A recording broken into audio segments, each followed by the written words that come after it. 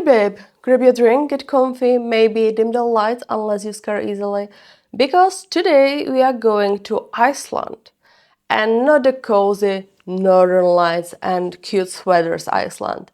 We are going straight into the mountains to meet Grýla. Grýla is basically what happens if you take Christmas, remove all the sugar and replace it with a 6-foot boiling cauldron and generational trauma. She's a child-eating troll witch who makes Krampus look like an unpaid intern and Santa look like more security. So who is she actually?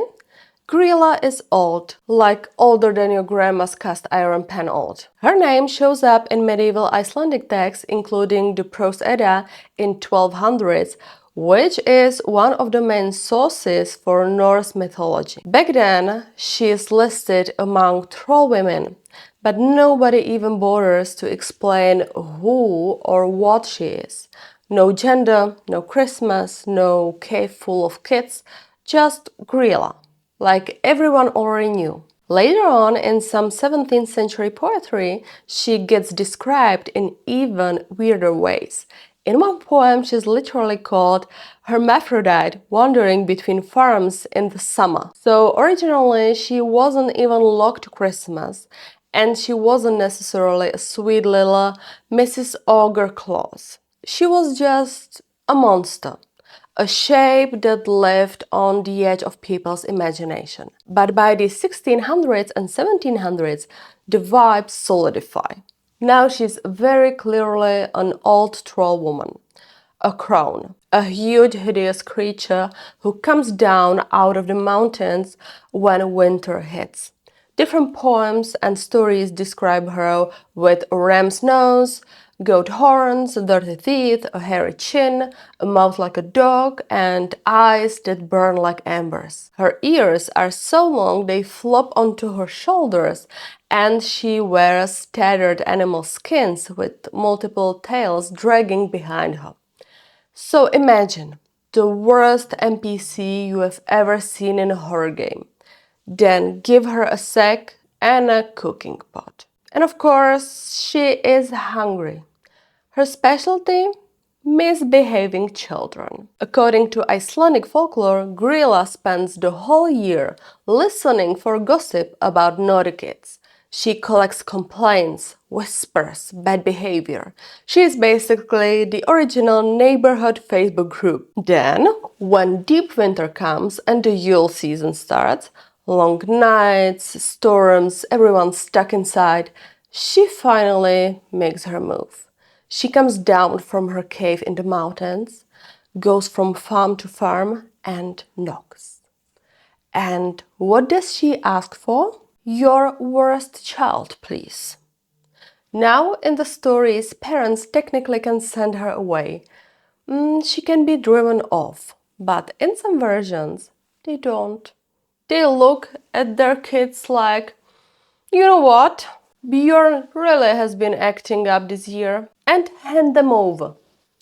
That is the part that always gets me. This isn't some random monster attack. The horror is that your own family might decide you are not worth the trouble of raising anymore. Once Grýla has her chosen victims, she puts them into a giant sack, drags them back to her home in the wilderness. Sometimes it's just far away. Sometimes it's a cave in the lava fields, and then it gets really nasty. All descriptions say she peels them, salts them, beats the meat until it's tender, and then cooks them in a huge cauldron. The result is a child stew that keeps her fed until the next winter. So yeah, while kids in other countries are threatened with coal in their stockings, Icelandic kids got clean your room or you are going in the soup. Now, as if that wasn't enough, our girl has a pet. Enter the Yule Cat. In Icelandic, it's Yule the Christmas cat. And this is not a cute little fluffy seasonal mascot. This is a gigantic black human-eating cat that prowls around at Christmas and eats people who didn't get new clothes. Not naughty children, Kids who don't have new clothes. It sounds random, but there's a reason behind it. In older Iceland, a lot of families spun wool and made cloths through the year. Farm workers were often rewarded with a new piece of clothing if they finished their work before Christmas. If you didn't, you risked getting nothing. So the legend goes, if you weren't wearing anything new on Christmas Eve, the Yule Cat could come and eat you. Folklorists think this was basically a workplace motivational myth. Finish your weaving, finish your knitting, or the cat gets you. Productivity, but make it horror. Grýla does not live alone, by the way. She has a husband, technically. His name is Lepaluthi, and he is the most defeated man in folklore. The stories pretty much describe him as lazy, useless, and completely dominated by Grýla. He mostly lies around the cave, doing nothing, and nobody takes him seriously. And considering some versions say Grýla ate her previous husband, honestly, I would also keep my opinions to myself. But the real celebrities in that cave are their children, the Yule Lads. Originally, the Yule Lads were not cute. They were creepy little home invaders who came down from the mountains one by one in the 13 nights before Christmas. Each one had a very specific, very annoying habit. There's one who harasses sheep, the one who steals milk from cows, one who steals pots to lick the crust out, one who hides under beds and licks bowls, one who slams doors all night to just keep you awake, one who peeks through windows, another who steals meat, another who steals candles.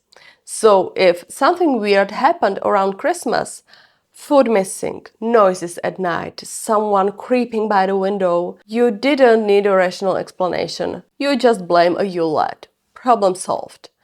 Mentally, at least. For a long time, these guys plus Grýla and the Yule Cat were used very directly to scare children into behaving. Storytellers would go all in describing bloody details, kids being dragged off, animals screaming in the night. It got so intense that in 1746, an Icelandic authorities actually issued a decree banning parents from using the Yule Lads and this whole crew to terrify their children. Imagine your folklore being so hardcore, the government has to step in like, okay, enough, no more child-eating troll threats at bedtime. After that, over the next couple of centuries, everything slowly starts to soften. The Yule Lads gradually transform from dangerous trolls into more mischievous pranksters. In the 19th and early 20th century, poets start giving them personalities. And in the 1930s, a famous Icelandic poem lists the 13 Yule Lads with the names we still use today and shows them leaving little gifts or potatoes in children's shoes. They basically get the Santa makeover. The cats get turned into more of a spooky Christmas story than a genuine threat. But Grýla? She never really gets fully sanitized. Yes, people tone it down for kids now. They don't sit 5-year-olds down and say, "Good night, sweetie, if you don't sleep, the troll witch will peel you." But the core idea remains. She's the mother of the Yule Lads, she lives in a cave in the mountains, she becomes down at Christmas time, and in all those stories she eats children. That part is still her thing. Now, why would a culture keep a figure like that around for so long? You have to remember what Iceland was like before electricity, modern heating and Instagram. Dark winters, brutal weather, long distances between farms, deep snow, real predators, cliffs, lava fields, freezing rivers. If a child wandered off at the wrong time, they could genuinely die. So folklore stepped in as a safety system. Don't go in the mountains, Grýla will get you. Don't wander alone at night, the trolls are out. Stay inside, stay near the fire, stay with your family. She's basically an oral tradition version of Do not leave the house. This is not a drill. The Christmas cat story also lines up with real work and survival needs. Finishing textile production, making sure everyone has warm clothing. If there's a myth that says no new clothes means cat eats you, suddenly everyone is very motivated to get those socks done. And there's another layer. Hunger. A lot of old Christmas and midwinter myths are really about food. Will we have enough to get through the winter? Will people starve? The idea of a giant ogress who has an insatiable appetite for kids echoes that anxiety. She is like the personification of scarcity. If there's not enough, something is going to eat you. Cold, hunger, poverty, illness. The troll just makes that fear visible. Fast forward today, and Grýla is everywhere in Iceland, but in a much more tourist-friendly way. You can see statues of her at the Christmas house in Akureyri, at Fosatún, and all over themed Christmas displays. Her home is often said to be Dimmuborgir, a real lava field in the north that already looks like a set from a fantasy movie. Tour guides will point to the rock formations and say, "That's where Grýla lives." And honestly, you kind of believe them. She's also escaped the mountains and wandered into pop culture. In Chilling Adventures of Sabrina, she shows up as a witchy figure connected to lost children. In the animated series Hilda, she appears along with the Yule Lads, and instead of eating kids, they end up giving her vegetable soup. In God of War Ragnarok, there's a giantess named Grýla who hoards animal souls in a cauldron. And in the movie Red One, she's reimagined as a Christmas witch with shape-shifting powers. Most of these versions keep a few key traits: the connection to winter, the cauldron, the kids or souls, the mountain isolation, but they usually soften her, make her tragic, misunderstood, or morally complicated. The original folklore version is not that gentle. She is much more straightforward. She is dangerous, she is hungry, she comes when the nights are longest, and she is a reminder that nature does not care how cozy you want your holiday to be. So let's pull all of that together. When we say Grýla, we are talking about a troll woman whose name shows up in medieval texts, who evolves into a full Christmas monster in the 1600s, who listens all year for misbehaving kids, comes down at Yule to demand the worst ones, boils them into a stew, shares a cave with a terrified husband, 13 chaotic sons, and a giant cat that eats anyone who didn't get new clothes. She was so effective at scaring children that the government literally had to ban using her as a parenting tool. And several hundred years later, she's still here, dressed up in new stories, new shows, new games, but always with that same core. Winter is not harmless. Actions have consequences. And if you act up, someone is watching.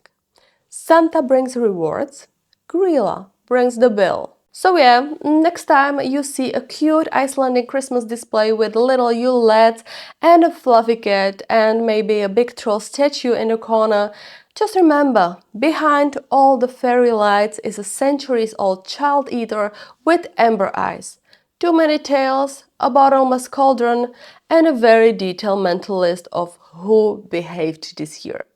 Sleep tight. If you made it this far, tell me in the comments, did you grow up with cozy Santa only, or did your family have any dark winter legends, Krampus, St. Nicholas Day, creepy call warnings, anything like that? Hit like if your image of Christmas is now slightly damaged. Subscribe if you want more dark folklore and messed up origins of wholesome traditions. And send this to that one friend who still thinks Christmas is just hot chocolate and Hallmark movies. Be kind, stay curious, and maybe double check that your closet is closed before you go to sleep, just in case Grýla brought a cat.